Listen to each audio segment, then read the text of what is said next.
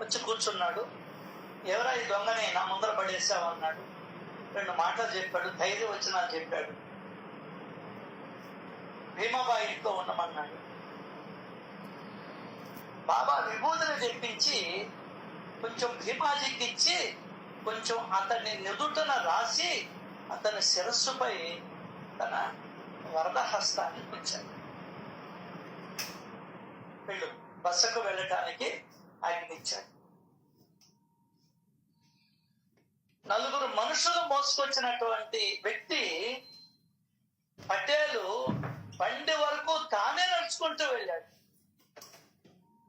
అతనికి హుషారుగా ఉన్నట్లు అనిపించింది కూడా. అదే అంతకు ముందు దాకా నీరసంగా ఇంకా లాభం లేదనుకున్నటువంటి వాడికి హుషారు అనిపించింది. అతని కోసం చెప్పాడు ఒక స్థలం. అక్కడికి వెళ్ళాడు. ఆ స్థలం చాలా ఇరుగ్గా ఉంది. అది బాబా చెప్పిన స్థలం, అందుకే దానికి అంత మహత్వం. అప్పుడే ఆ నేలని చదును చేసినట్టుగా ఉంది, ఇంకా చెమ్మగా ఉంది. అయినా కూడా భీమాకి అక్కడే తన వసతిని ఏర్పాటు చేసుకున్నాడు. అంటే బాబా చెప్పిన మాటని మేరలా ఇంకా చెప్పాలి. భీమాజీకి ఆ ఊళ్ళో చాలా మంది నాకు తెలిసిన వాళ్ళు. కావాలంటే ఇల్లు లభిస్తుంది, పొడిగా ఉన్న స్థలం లభిస్తుంది. కానీ బాబా చెప్పిన స్థలం కదా, అక్కడికే వెళ్ళి ఉన్నారు. అక్కడే 2 గోనిగుడ్డలు ఈ గోతాలు వేసుకొని దానిపైన పరుపు వేసుకొని నిశ్చింతగా. ఆ రోజు రాత్రి అతనికి ఒక కల వచ్చింది. చిన్ననాటి మాస్టారు వచ్చి అతన్ని కొట్టసాగాడు. వీపు చిత్తగా బాధాడు. బెత్తం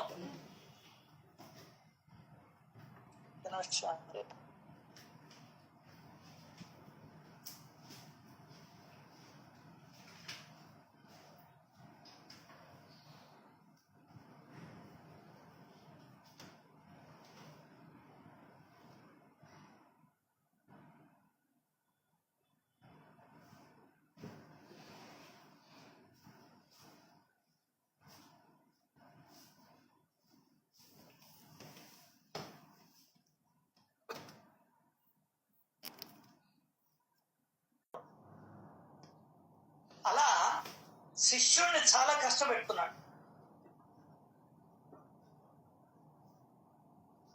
ఎందుకు? పద్యం కంఠస్థం చేయటానికి. వీడు చేయలే, పద్యాన్ని కంఠస్థం చేయలే. సో ఆ పద్యం నీ నోటికి రాలేదని కొడతాం. ఏం పద్యం అది? కింద రాశాడు. పరుల గృహాలలో పాదం పెట్టడం పాము తలపై పాదం మోపటమని భావించే స్త్రీ, లోబి చేతి నుండి అతి కష్టంగా రాలే డబ్బుల అతి తక్కువగా మాట్లాడే స్త్రీ, ఇంట్లో డబ్బు లేకపోయినా పతి సహచర్యాన్నే సుఖంగా భావించే స్త్రీ, తన పతి కోరిన విధంగా ప్రశాంత మనస్సుతో ప్రవర్తించే స్త్రీ, ఈ స్వభావం గల స్త్రీ. ఇది పద్యం. అది నేర్చుకోవాలి. ఎవరు? మన భీమా చెప్పాడు. ఈ శిక్ష ఎందుకు కొరకు అనేది అర్థం కాలే వాడికి కూడా ఈ శిక్ష ఎందుకు కొరకు అనేది అర్థం కాదు. కానీ మాస్టర్ ఎంతో పట్టుదలతో బెత్తాన్ని వదలడం.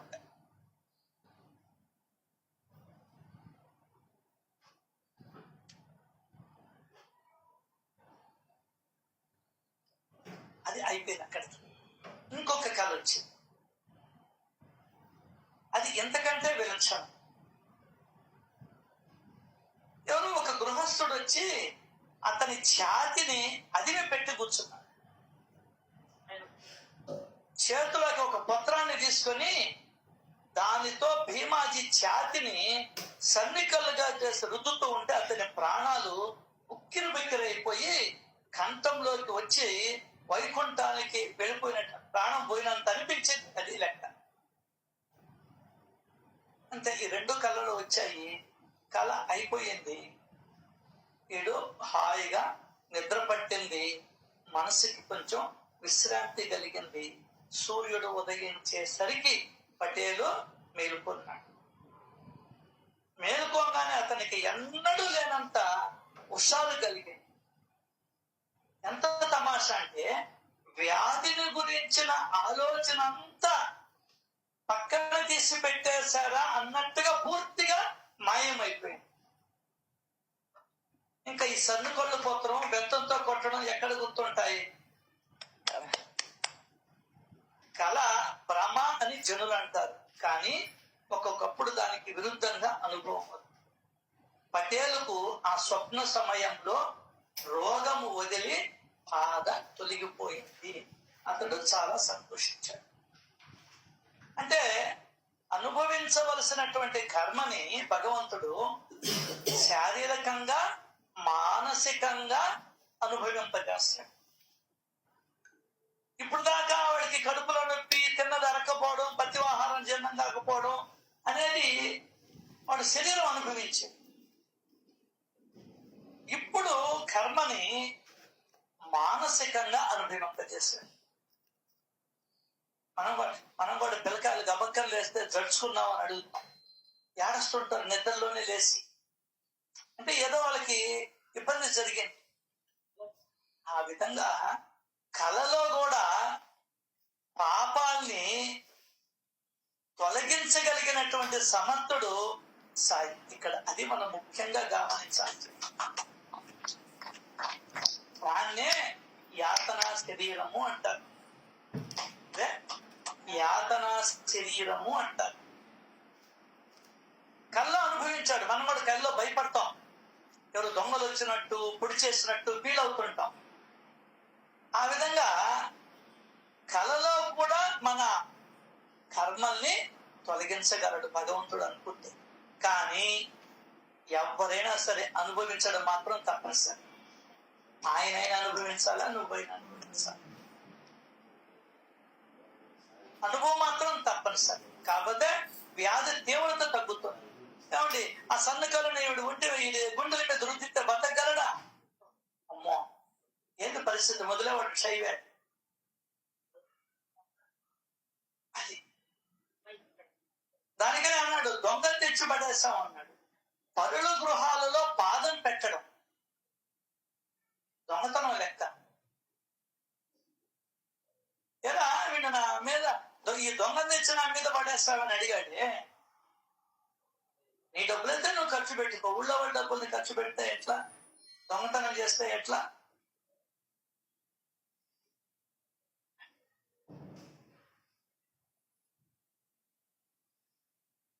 చాలా సంతోషించాడు. అతనికి పునర్జన్మ కలిగినట్లు అనిపించింది. బాబా దర్శనానికి మెల్లమెల్లగా బయలుదేరి వెళ్ళాడు. బాబా యొక్క ముఖార విందాన్ని చూచి పటేలు మనసు సాగరంలా ఉప్పొంది. చాలా సంతోషపడ్డాడు.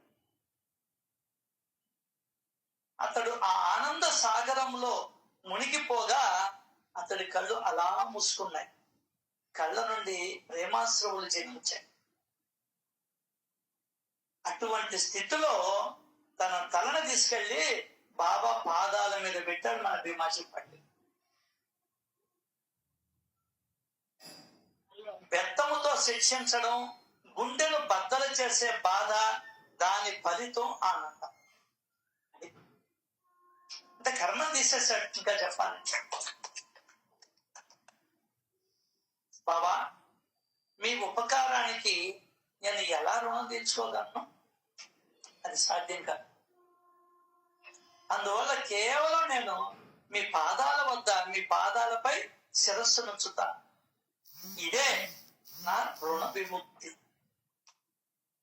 నువ్వు బాగా చేసావు, నేను ఎట్లా నీ రుణం తీర్చుకోవాలి? ఇదిగో నీ పాదాల మీద నా శిరస్సు ఉంచుతున్నా, శరణాగతి చేస్తున్నా నీకు. ఇదే నా రుణ విముక్తి. ఉపాయం. ఎందువల్లంటే డబ్బులు అంటావా, నీకు అది లెక్కేలే. వస్తువులు అంటావా, అవన్నీ నీయే. నువ్వు దేన్ని ఆశించినటువంటి వ్యక్తి. ఏమిచ్చి రుణం తీర్చుకోగలను? నీ పట్ల కృతజ్ఞతలు తెలిపి తప్ప అని అనుకున్నాడు. మీ లీలలు తర్కానికి అందవు, అతత్యం ఆలోచనలకి అందవు అని బాబా కీర్తిని గానం చేస్తూ అక్కడ 1 నెల రోజులు ఉన్నాడు. అయిపోయింది, తగ్గింది, బయలుదేరుతానని చెప్పిన బయలుదేరు. 1 నెల ఉన్నాడు. తర్వాత కూడా అదొకటి. ఇంకొక గొప్ప మనసు ఏంటంటే భీమాజీ పాటిల్ దగ్గర గమనించాల్సింది, నానా ఉపకారాన్ని తలుచుకున్నాడు.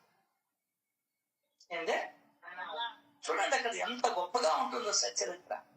ఎవరైనా నీకు ఉపకారం చేస్తే దాన్ని నువ్వు మర్చిపోకూడదు.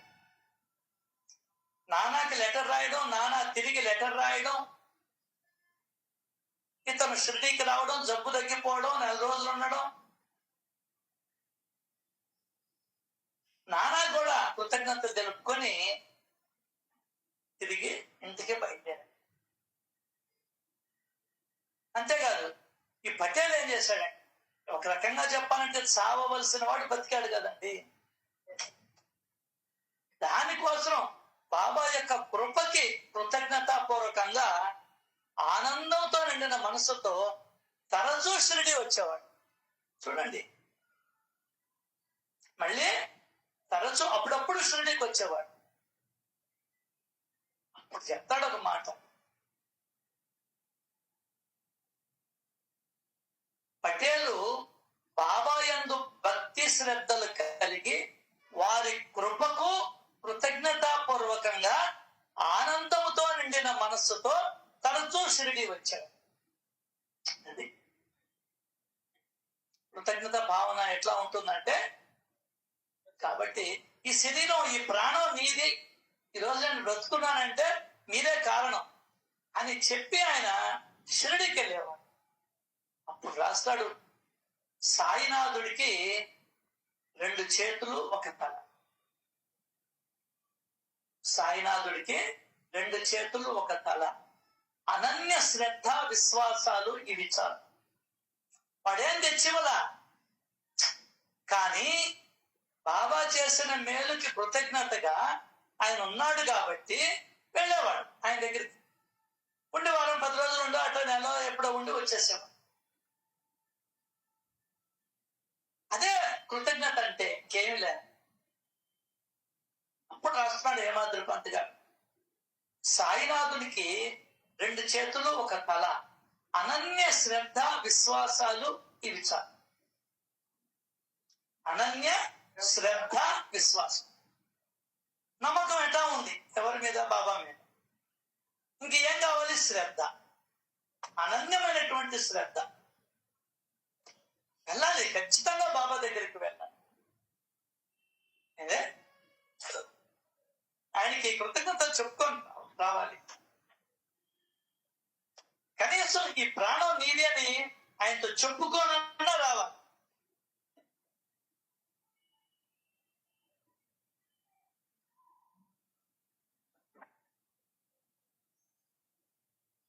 దానికైనా మన పెద్దోళ్ళు అంటారు, అపకారికి కూడా ఉపకారం చేయమన్నారు మనోళ్ళు. అపకారికి ఉపకారము నెపమెన్నక. నెపాలి అనబాక, నాకు అప్పుడు అది లేదు, నాకు అది లేదు, నన్ను అటు చేశాడు ఎటు చేశాడు అనబాక. అవకాశం వస్తే ఉపకారం చేసి, అటువంటిది ఉపకారం చేసిన వాడికి ఉపకారమే చేయాలిగా. అనన్య శ్రద్ధ విశ్వాసాలు ఇవి చాలు, వేరే ఏమీ అవసరం లేదు. కానీ కృతజ్ఞత మాత్రం తప్పక ఉండాలి. ఇంకేలా ఈరోజు మన జీవితం హాయిగా సాగుతూ ఉందంటే, సరైనటువంటి విజ్ఞానంలో సాగుతూ ఉందంటే, మంచిగా సాగుతూ ఉందంటే, జ్ఞానంతో సాగుతూ ఉందంటే దానికి కారణం సద్గురువే, సచ్చరిత్రే, సాయిబాబాయ్. అటువంటి సాయిబాబాకి కృతజ్ఞత చూపించాలి. కృతజ్ఞతగా 2 కడ్డీలు వెలిగిస్తావో, ఒక పూలమాల వేస్తావో, లేకుంటే ఇంత ఏదన్నా వండి నివేదన చేస్తావో, చేస్తావో, లేదా సాష్టాంగ నమస్కారం చేస్తావో, లేదా మనస్ఫూర్తిగా ఆయన చేసిన మేలను తలుచుకుంటావో అది నీ ఇష్టం. కానీ కృతజ్ఞత మాత్రం మనసులో ఉందా? నువ్వు చెప్పుకోగలిగాలి 10 మందితో. కుక్క చింపినటువంటి విస్తరలాగా కావలసినటువంటి బ్రతుకుని ఆయన మార్చేశాడు అని చెప్పుకోగలిగాలి.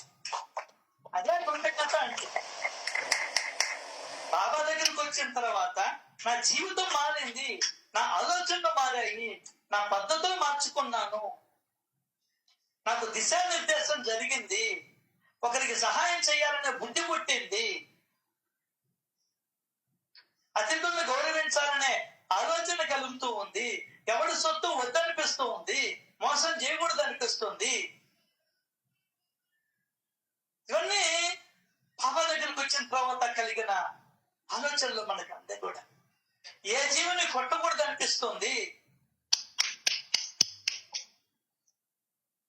ఇంకంతకన్నా ఇంకేం కావాలి? అప్పుడు ఎట్టుంది, ఇప్పుడు ఎట్టుంది జీవితం ఆలోచించే ప్రయత్నం జరగాలి. అదే చెప్తున్నాడు, ఆ కృతజ్ఞత మాత్రం తప్పక కలిగి ఉండాలి. ఆ కృతజ్ఞత చెప్పుకునేదానికే నువ్వు 3 సార్లు పూజ చేయాలి. ఉదయాస్తమానంలో పూజ చేయాలి. ఎందుకు? కృతజ్ఞత తెలుపుకునేదాన్ని. మధ్య మధ్యలో కూడా చేసుకుంటూ ఉండొచ్చు. దేనికి ఆయన తలుచుకోవడం? కృతజ్ఞత. అందరినీ ఎందుకు తలుచుకో? ఆ స్మరణ అనే పదం మీ మనసులో నుంచి తీసేయండి. భగవంతుడికి కృతజ్ఞత చెప్పుకునేదానికి ఆయన గుర్తుకు తెచ్చుకుంటున్నాం అంతేలే. ముఖ్యంగా సాయిబాబా విషయం లేకుంటే ఎన్ని జీవులు చంపేశాం. ఆ రోజు ఎలుకని బోర్లో పట్టి గోతంలో వేసి నేలకేసి టపా టపామాని కొట్టి బయటపడేసేవాళ్ళం. ఈ రోజు ఒక బిస్కెట్ ఏదైనా ఉంటే ఒక బొరిగా అనిపిస్తే దాంట్లో వేస్తూ ఉన్నాం. ఈ మార్పు. అప్పుడు కొట్టినటువంటి వాడు ఇప్పుడు నువ్వు అన్నం పెడుతున్నావు. ఈ మార్పు అన్ని జీవుల్లోనూ నేనే ఉన్నాను అని ఆయన మనందరి మనసుల్లో నాటాడు. కాబట్టి ఈ ప్రయత్నం మనలో జరిగింది. అది కుక్క కావచ్చు, పిల్లి కావచ్చు, ఇంకొకటి కావచ్చు, పక్షులు కావచ్చు, కోతి కావచ్చు, ఏదైనా. అది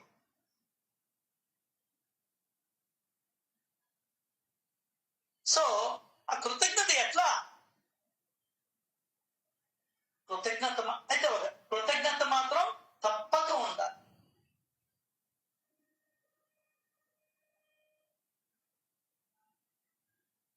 ఇంకొకటి కూడా ఉంది ఇక్కడ, కృతజ్ఞత కలిగి ఉండడం.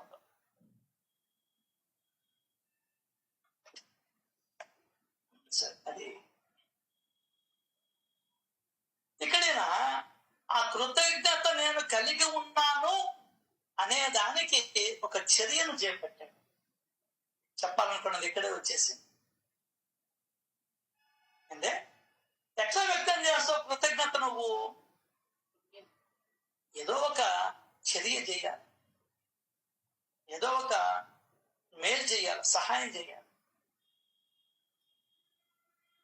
దానికి చెప్తున్నాడు ఇక్కడ, కష్టాల్లో చిక్కుకున్న వారు ఎవరైనా సత్యనారాయణ స్వామికి మొక్కుకొని ఆపదల నుండి బయటపడగానే సత్యనారాయణ వ్రతాన్ని సాంగోపాంగంగా ఆచరిస్తారు. అది ముందర మొక్కుకుంటారు, మొక్కు తీరిన తర్వాత వ్రతాన్ని చేస్తారు. అట్లే పటేల్ ఏం చేశాడంటే, ఇతను మొక్కు తీరలా, అంటే మొక్కు తీరలా అయినా అది అసలైన కృతజ్ఞత. అయినా అట్లే పటేలు సాయి సత్యవ్రతం చేశాడు. ఇది కొంతమంది ఇళ్ళల్లో ఇప్పుడు అది కూడా స్వార్థమే. మంచి జరగద్దని పౌర్ణమికి ప్రతి ఏకాదశి నాడు చేస్తారు. మంచి మంచి మంచి మంచిడమ్మా పడవ. దేవుడి దగ్గర ప్రతి ఒక్క పని స్వార్థం ఉంటుందండి. మన దగ్గర అసలు ఆ స్వార్థం లేకపోతే దేవుడితో అవసరం ఏమి ఉండదు. దేవుణ్ణి తలుచుకొని కూడా తలుచుకోలేము. నువ్వు ఎక్కడైనా పొగబెట్టు, స్వార్థం స్వార్థం స్వార్థం 90% కానీ 80% కానీ స్వార్థమే ఉంటుంది. లేదా ఒక అలవాటన్నా ఉంటుంది. తిరుమలకి వెళ్ళే వాళ్ళని చూడండి, ఆయన్ని చూడాలి అని పోయేవాళ్ళు ఎంతమంది ఉంటారు? మొక్కులు తీర్చుకునేదానికి, మొక్కుకునేదానికి ఎంతమంది ఉంటారు? అయితే ఒకటి మారుతూ ఉంది కాబట్టి జనరేషన్, ఆన్లైన్ టికెట్లు వస్తున్నాయి కాబట్టి కొట్టేసుకొని వెళ్ళిపోతున్నారు. ఇది టికెట్లు కొట్టేసుకొని వెళ్ళిపోతున్నారు. అక్కడ భక్తి ఉందా? నిజమైన భక్తి ఉందా? టికెట్లు చిక్కాయి కాబట్టి వెళ్తున్నావు. టికెట్లు చిక్కాయి, రూములు చిక్కాయి, వెళ్తున్నావు. టికెట్లు చిక్కలా, రూములు చిక్కలా, నువ్వు నేరుగా అక్కడికే పోయి అక్కడ క్యూలో నిలబడి 100 రూపాయల దర్శనం ఏదో ఉంది కదా, మామూలు ఫ్రీ దర్శనం, దాంట్లోకి వెళ్ళి ఆయన దర్శించి వస్తావా? రూమ్ లేకపోయినా అక్కడే కింద పడుకో. ఇది ఇక్కడ ఎవరికి వాళ్ళం ఇవన్నీ కూడా ఆన్లైన్ లో చిక్కుతున్నాయి కాబట్టి, అమ్మ దర్శనం టికెట్ కొట్టమంటావా? కొట్టి దాన్ని తీసుకొని రూమ్ ఇస్తారు, అయిపోయింది. అది కాదు, టికెట్ ఉంటేనే పోతున్నావు, టికెట్ లేకపోతే పోవడం. That's not love. ఇదే అది ప్రేమ కాదు.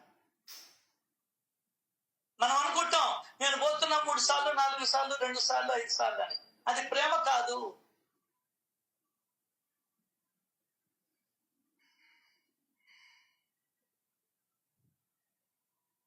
మా ఇంటికి అప్పుడు మా నాయనమ్మ ఉండేది. మా తాత చనిపోయినాడు. ఆమెకి చిన్న వయసు, సంపాదన లేదు, ఏం చేయాలి? వాళ్ళ అన్నదమ్ములు గురువిందుపూడి నుంచి, గురువిందుపూడి ఎక్కడ, గూడూరు దగ్గర, మనం అదే గూడూరు మనబోలు యువతల, అక్కడి నుంచి వాళ్ళు విద్యానగర్కి వచ్చి అక్కడి నుంచి 4 మైళ్ళు చిల్లర సామాన్లన్నీ నెత్తిన పెట్టుకొని ఆ చేతుల్లో ఈ చేతుల్లో పెట్టుకొని వచ్చి మా నాయనమ్మ తెచ్చిపోయినాడు. పుట్టింటోళ్ళు. That is the love. అది ప్రేమ. కాబట్టి మనకు నిజంగా భగవంతుడి పట్ల ప్రేమ ఉందా అనేది నీ మనసుకు తెలుస్తుంది, ఇంకెవరికి తెలియదు ఈ ప్రపంచం. ఒక కష్టంగా పోకూడదు. కష్టం అంటే ఆ కష్టం కాదు, CUSTOM. ఒక ఆచారం. ఆచారం అంటే ఏంది? పెళ్లి కాగానే సత్యనారాయణ వ్రతం ఆచారం. కొన్ని ఆచారాలు కొందరికి పెళ్లి కాగానే ఆ రోజే మొదటి రాత్రి, కొంతమందికి 16వ రోజు, ఇంకా దానికి తిరుగులే, అది ఆచారం. ఒకసారి చనిపోతారు, వాళ్ళకి 18వ రోజు 11వ రోజు ఉంటుంది. వజ్రము, వారము, అమావాస్య, పౌర్ణమి వాటితో సంబంధం ఉండదు. కర్మంత్రాలు అట్లా ఉంటాయి. అన్ని మనమే మార్చుకునేది. 16 రోజులు పండగ అంటారు మాలో. ఆ 16వ రోజు ఏమొచ్చినా చేయాల్సింది. అప్పుడు ఎట్టుపోయినాయో దోషాలన్నీ ఎట్టబోతాయో, పాఠ్యం ఎట్టబోద్దు, లేకుంటే అమావాస్య ఎట్టబోద్దు, ఇంకొకటి ఎట్టబోద్దు. ఇప్పుడున్నది రేపు ఉండాలి కదా, ఉంటుంది కదా. అది ఆచారం. ఆచారం అంటే అది. కాబట్టి ఇవన్నీ కూడా మనం తెలుసుకున్నట్లయితే ఒక అలవాటుగా బాగుంటుంది దేవుడి దగ్గర. ఎప్పుడైనా గుర్తుపెట్టుకో, గురు పౌర్ణమి వస్తే పోతాను, శ్రీరామనవమి వస్తే పోతాను, లేకుంటే పౌర్ణమి వస్తే అప్పుడు గరుడ వాహనం మీద ఆయన మలయప్ప స్వామి మాడా వీధుల్లో ఊరేగుతాడు. అని పోవు.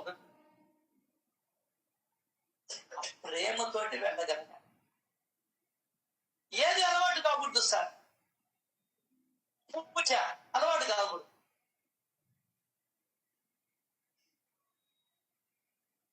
అవసరం కావాలి. అంటే అవసరం కావాలి. ఒళ్ళు తోముకోవడం కూడా అలవాటు అవుతుందో లేదో తెలియదు, కానీ మోషన్కి వెళ్తే కడుక్కుంటామే, క్లీన్ చేసుకుంటామే, అది మాత్రం అవసరం. అది అవసరం. స్నానం చేయడం ఒక్కొక్కసారి చేయకపోవచ్చు కూడా. అది ఎట్లా అవసరమైందో భగవంతుడితో నువ్వు గడపడం కూడా నీకు అంత అవసరంగా.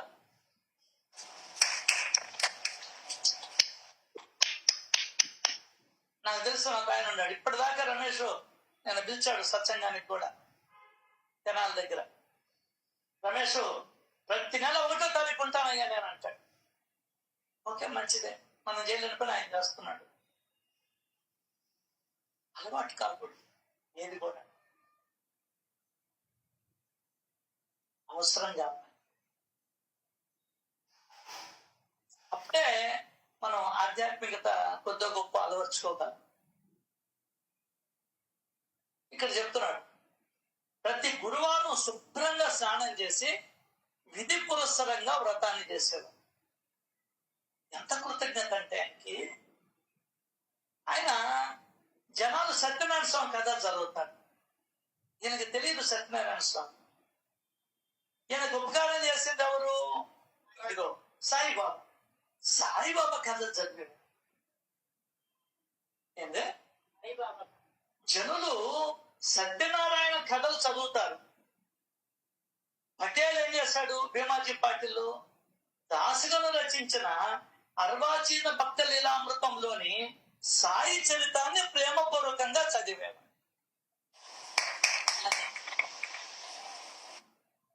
భావాలేననేది ఎందువల్లంటే ఇప్పుడు అన్నీ ఒకటే అనేది ఒక తరహా పక్కన పెట్టాం. అన్నీ ఒకటే అన్నప్పుడు నీ ఆస్తి కూడా, నీ పక్కనవాడు ఒకటే, నా బిడ్డ ఒకటే అన్నప్పుడు నీ ఆస్తి కూడా వాడికి ఇవ్వచ్చుగా. అన్నీ ఒకటే అనేది మానసికంగా ఉండాలి. అంటే ఎందుకు అన్నీ ఒకటే అనేది? ఎవరిని హింసించకుండా, ఇబ్బంది పెట్టకుండా, మోసం చేయకుండా, అబద్ధాలు చెప్పకుండా, కొట్టకుండా, తిట్టకుండా, నరకకుండా ఉండేదానికి అన్నీ ఒకటే.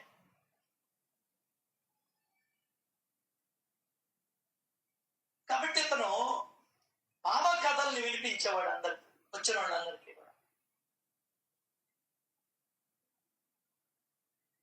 ఈ భక్త లీలామృతం చాలా చాలా కథలు ఉన్నాయి దాంట్లో. వాటిలో సాయినాథుడి గురించి 3 అధ్యాయాలు ఉన్నాయి. ఇవి సాయి సత్యవ్రత కథ, అది లెక్క. వాటిని చదివేవాడు. వ్రతాలలో ఉత్తమమైన ఈ వ్రతంలో పటేల్ ఈ 3 అధ్యాయాలను చదివేవాడు. అలా అతడు బాబా లీలలని విని సంతసించేవాడు.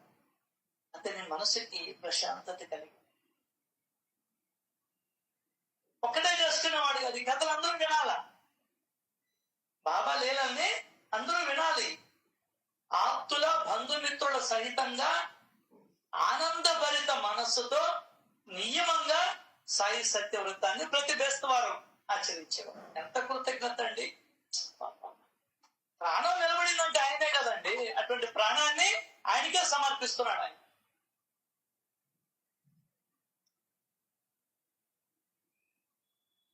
పూజా పద్ధతి, నైవేద్యం మొదలైనవన్నీ పద్ధతి ప్రకారం. అయితే అక్కడ సత్యనారాయణ స్వామి, ఇక్కడ సాయినాథుడు, అంతే తేడా. అట్లనే రెండులో అది ఎక్కువ ఇది తక్కువ అని కాదు, ఒక్కొక్కరికి ఒక్కొక్కటి నచ్చుతుంది, అంతే తేడా. ఏది ఎక్కువ కాదు, తక్కువ కాదు.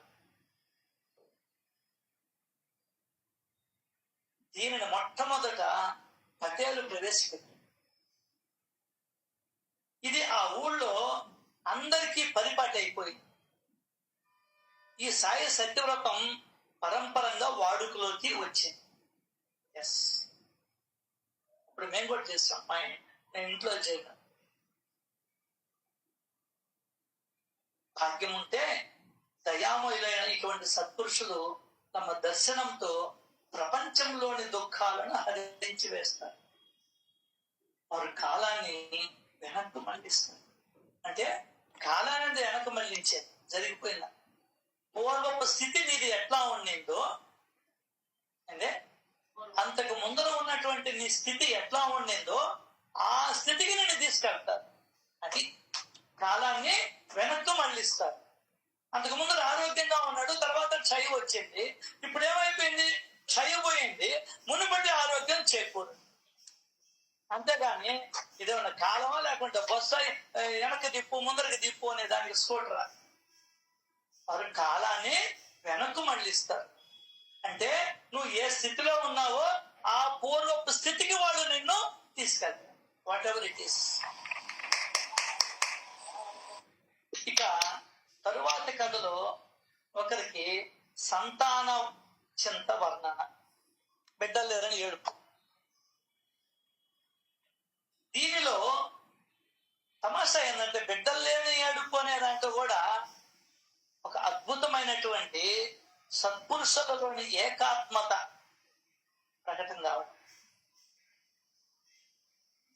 నాందేడ్ పట్టణ నివాసి పార్సీ జాతీయుడైన ఒక గొప్ప శ్రీమంతుడికి బాబా ఆశీర్వాదం లభించి పుత్ర సంతానం కలగడం.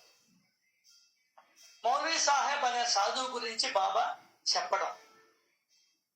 ఈ పార్సీ వ్యక్తి ఆనందంతో తన గ్రామానికి వెళ్ళిపోవడం. అత్యంత ప్రేమపూరితమైన ఈ కథను శ్రోతలు శాంత చిత్తులై వినండి. సాయి యొక్క వాత్సల్యం, వారి సర్వవ్యాపకత్వం మనకు అర్థమవుతాయి. ఇక్కడ మెయిన్ ఇది. సాయి యొక్క ప్రేమ, సాయి యొక్క సర్వవ్యాపకత్వం.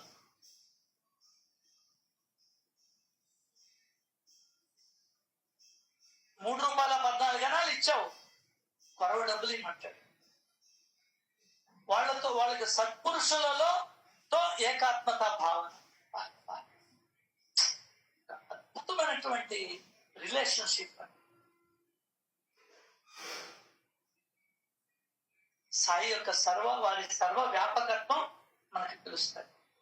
హేమట్పన్ సాయికి శరణొచ్చి తర్వాత అధ్యాయాన్ని శ్రద్ధగా వినమని శ్రోతలకు, సాధువులకి శ్రోతలకు నమస్కరిస్తున్నాడు.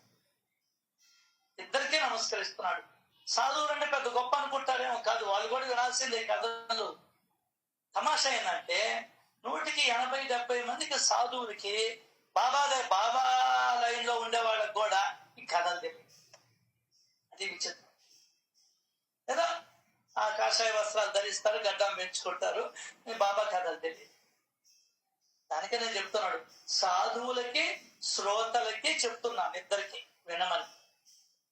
స్వస్తి శ్రీ సంత సజ్జన ప్రేరితము భక్త హేమాంతంతో రచితమైన శ్రీ సాయి సమర్థ సచ్చరితంలో భీమాజీ క్షయ నివారణమన్న 13వ అధ్యాయం సంపూర్ణం.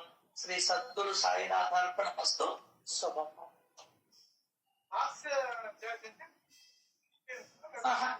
మార్వాడి. సో 13వ అధ్యాయంలో ముఖ్యమైనటువంటి విషయాలు ఏంటంటే బాబా యొక్క శక్తి సంపన్నత్వం నీకు అర్థమవుతుంది. ఆయన నోటి గుండా వచ్చినటువంటి మాటే శిలాశాసనం. అంటే మలద్వారం మూసుకోమన్నాడు, మూసుకున్నదండి. ఇంకొక అద్భుతమైన భీమాజీ పట్టలు ఉందంట.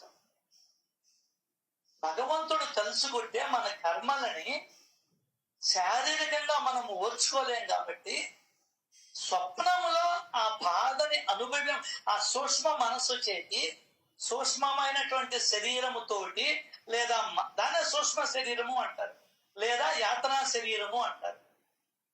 అదే కళ్ళు తెరిస్తే మానవ శరీరము అంటారు. ఆ సూక్ష్మ శరీరముతోటి యాతనలను అనుభవింపజేసి కర్మను నివారించడం బాబాకే జరిగిందండి. ఒక అద్భుతమైన ప్రక్రియ ఇది. లేకుంటే వాడి కర్మ తొలగదే. ఎవరికి ఎంత బాధ కలిగించున్నాడో ఇప్పుడు ఆ బాధ వాడు పడాల. ఈ 10 ఏళ్ళలో 5 ఏళ్ళలో పడ్డాడు, అది చాలా డోసు. అంటే ఎంత బాధ పెట్టాడో అవతల వాడిని. అది కాదండి. ఇప్పుడు ఏమి లేని వాళ్ళ ఇంట్లో దొంగల ఇంట్లో పడి వాళ్ళు ఏదో పెళ్లికి అని దాచుకున్న నగలు కేసులు అంటే ఎత్తుకొని వచ్చేస్తే వాళ్ళ పరిస్థితి ఏంటి? వాళ్ళ అమ్మాయికి ఎంత పెళ్లి కావాలా? అది వాళ్ళని ఎంత బాధ పెట్టాడో ఈయన అంత బాధపడాలా. ఇప్పుడు దాకా పడ్డాడు, హకీములు అయ్యారు, ఒప్పో రకరకాలైనారు. ఇక్కడికి వచ్చాడు, జాలి పడ్డాడు, అయిందా? నేనేం పాపం చేశాను అని ఒప్పుకున్నాడా? ఓకే, ఇంకా ఉంది కర్మ. అదే ఇంకా ఉంది కర్మ. ఏం చేస్తాడు? స్వప్నంలో దాన్ని తీసేసాడు. ఒక అద్భుతమే లీల. అంతేకాదు, అంత మేలు చేసే దానికి వాడు గమ్మునుండ్లా. సాయిబాబా పేరిట సాయి సత్యవ్రతం అనే దాన్ని ప్రారంభించాడు. ఒక కృతజ్ఞతా భావన కలిగిన తర్వాత దాన్ని ఏదో ఒక విధంగా తెలియజేయడమే. అదే పెళ్లి జరిగితే సత్యనారాయణ ఎందుకు చేస్తామంటే మొక్కుకో మనము, అది ఆచారం అయిపోయింది, కర్మ. ఏదో పెళ్లి జరిగింది, పక్క రోజు సత్యనారాయణ. అంతే కాదు, ఇక్కడ ఒక కృతజ్ఞత. మనకి ఎవరు చెప్పాలా, ఇంట్లో వాళ్ళు కూడా, అయ్యా పెళ్లి ఏ ఆటంకాలు లేకుండా జరిగితే సత్యనారాయణ వ్రతం చేపిస్తామయ్యా అని ఎవరు అనుకోమని చెప్పడంలే. ఎందువల్ల జరగదునేటికి ధీమా ఉంది, బాగా ధీమా ఉంది. ఇంకా చెప్పాలంటే దేవుడితో పనే లేదు అసలు. ఏదో అవసరం సాంగోపాంగంగా అంతే. ఏదో ఒకటి జాకెట్ పెట్టాలా, ఏదో ఒకటి పెడతాం. అదే బహుమతి కాళ్ళు కడిగిన దానికి వాడు అడిగినంత ఇచ్చి సావాల్సిందే. అర్థం కదా? అక్కడ కూడా కృతజ్ఞత లేదు. లేదు, పెళ్ళైంది, సత్యనారాయణ చేయాలి. కాబట్టి ఒక్కరు సత్యనారాయణ వ్రతాలు ఎండరు, ఎదర్లు పోతుంటారు, మాట్లాడుకుంటూ ఉంటారు. అక్కడేమో దేవుడి కార్యం జరుగుతూ. దానికన్నా వీళ్ళందరినీ కూడా చర్చిలకి పంపించాలి. అప్పుడు తెలుస్తుంది వాళ్ళు ఏం మాట్లాడుకుంటున్నారా, అక్కడ ఐవోరు ఏం చెప్తున్నాడా, మిగతా వాళ్ళంతా ఎంత శ్రద్ధగా కొంగు కప్పుకొని వింటున్నారా, మగవాళ్ళు కూర్చొని మౌనంగా వింటున్నారా, సెల్ ఫోన్లు ఆఫ్ చేసుకునేది. అక్కడికి పోతే వీళ్ళకి అర్థం. మసీదులకు పోయినా కూడా అంటే వాళ్ళు ఉమ్మని వాళ్ళ ప్రార్థన లేదో వాళ్ళు చేసుకుంటారు. ఈడొక్కడే దేవాలయానికి వచ్చినా గలబ, క్యూ లైన్ లో పోతున్నా గలబ, సత్యనారాయణ వ్రతానికి వచ్చినా గలబ, పెళ్లిళ్ళకి వస్తే అసలే వాళ్ళే పెట్టుకుంటారు గలబ. చూడండి ఎంత దిగజారిపోతున్నాం. ఇంకా తిరణాలప్పుడు ఇంకా అసలు చెప్పబడలే. మరి వాళ్ళు ఎవ్వరికి లేదు, నీకు ఎందుకు వచ్చింది దురలవాటు? ఇంకెక్కడ మాట్లాడినా అక్కడే కలుసుకుంటావా? అది కన్నికా పరమేశ్వరి దేవాలయం కావచ్చు, ఇంకొకటి కావచ్చు అబ్బాయి. బాబా గుళ్ళు కూడా అట్టే తయారవుతున్నాయి. అక్కడ కూర్చొని మాట్లాడుకుంటూ ఉంటాం.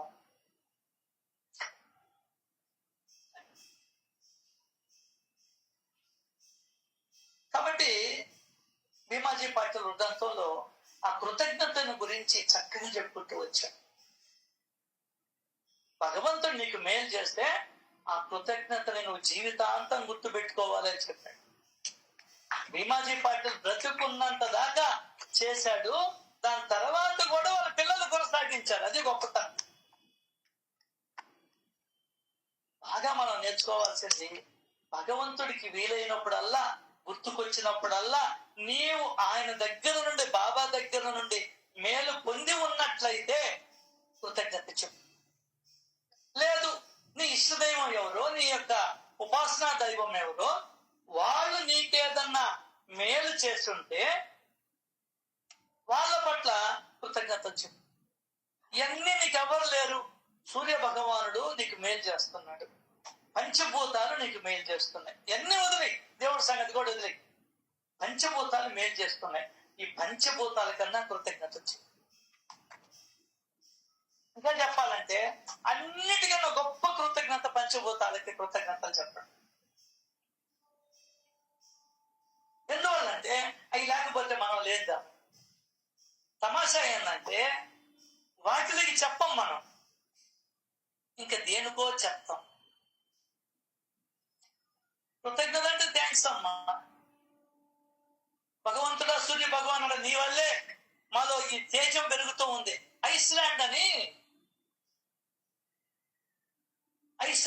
ఊరుంది. అక్కడ ఎప్పుడు -డిగ్రీ, ప్రకృతి బ్రహ్మాండంగా ఉంటుంది. కానీ వాళ్ళు అక్కడ ఒక ఒంటరితనం ఫీల్ అయిపోయి పిచ్చివాళ్ళు అయిపోతున్నారు. సైకాట్రిస్ట్ దగ్గరికి పోవాల్సి వస్తుంది 40% ప్రజలు. ఎందువల్లంటే ఆ లోన్లీనెస్ ని ఫీల్ అవుతున్నారు. ఎందువల్లంటే మెయిన్ ఏంటంటే సూర్యరశ్మి తగలటం వల్ల. ఏంటంటే చురుకుమంటాం. చురుకుమంటే గాని పనులు జరగవు. ఆ చురుకుతనం లేకపోయేటప్పటికీ వాళ్ళలో కండరాలు లోపల ఉన్నటువంటి ఆర్గాన్స్ అదంతా సరిగ్గా పనిచేయాల్సిన స్థాయిలో పనిచేయడం. కాబట్టి వాళ్ళలో నిస్సత్తువ ఇవన్నీ ఆవరించి హాస్పిటల్స్ పాలవుతున్నారని చెప్పని మొన్న దాంట్లో చదివాను. ఐస్లాండ్ పేరులోనే ఉంది ఐస్లాండ్ అంటే. ఎప్పుడూ చల్లదనమే. మహా ఎండ వస్తే 2-3 నెలల్లో, 1 నెలలో ఎండ వస్తుందంట. మహా ఎండ వస్తే 16. అది ఇది అప్పుడు గొప్ప ఎండ అంట. అది కొత్తప్పుడంతా వానలే, విసుగుపోతారంట. వానలు మంచు, వానలు మంచు, వానలు మంచు. కాబట్టి ఎవరు లేకపోతే సూర్య భగవానుడి కన్నా కృతజ్ఞత చెప్పు. అదే సూర్యుడికి ఆర్గ్యం ఇస్తారంటారే, కృతజ్ఞత చెప్పడం. లేకపోతే అసలు మనం బ్రతుకులు లేవు. పచ్చదనమే ఉండదండి భగవంతుడు లేకపోతే.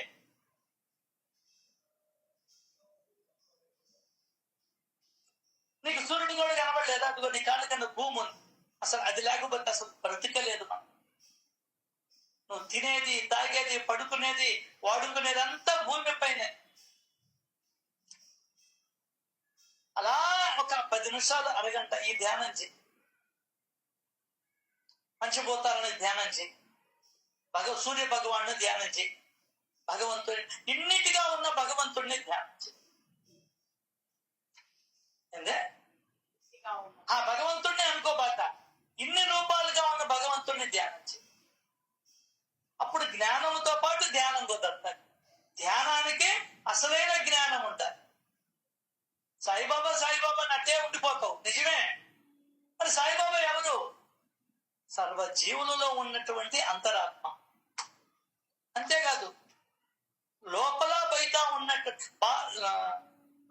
బయట ఉన్నటువంటి జ్ఞాని ఆయన. ఇది నీకు గుర్తుకు రావాలి. అప్పుడే మనం ఒక అడుగు ముందరికి వేసిన వాళ్ళం. ఇలాంటి జ్ఞానం రాదు. ఎందువల్లంటే చెప్పడం సకలము తానే ఉన్నటువంటి వాడు అన్నాడు. ఒకటే మాట, సర్వం తానే. ఇది గుర్తుండాలి మనకు. కలెక్టర్ అనగానే ఈ యొక్క జిల్లాకి పెద్ద ఆయన, ఫస్ట్ క్లాస్ మెజిస్ట్రేట్. కాల్చమంటే కాల్చేయాల్సిందే ఆయన ఆర్డర్ ఇస్తే. ఈ జిల్లాకంతా అధికారి, ఆయనకు మించిన వాడు లేడు. ఎమ్మెల్యే కూడా లేదు ఆఖరాకి. ఆయన పవర్స్ నీకు గుర్తుకు రావాలి. భగవంతుడు అంటేనే ఆయన పవర్ గుర్తుకు రావాలి. అప్పుడే మనం ఒక అడుగు ముందరికి వేయగలుగుతాం. దానికైనా ఆయన లీల చేయాల్సి వచ్చింది. సచ్చరిత్రలు ముఖ్యంగా ఆ లీలల్లో ఉన్నటువంటి జ్ఞానాన్ని మన మనసుకు పట్టించుకొని ఆ వైపుగా మనం అందరం ప్రయాణం చేయాలని ఆ దేవాది దేవుణ్ణి మనస్ఫూర్తిగా కోరుకుంటూ రేపు 14వ అధ్యాయంలోకి వెళ్లే ప్రయత్నం చేద్దాం. శ్రీ సచ్చిదానంద సమర్థ సద్గురు సాయినాథ్ మహారాజ్ కి జై జై జై. రేపు ఉదయం 10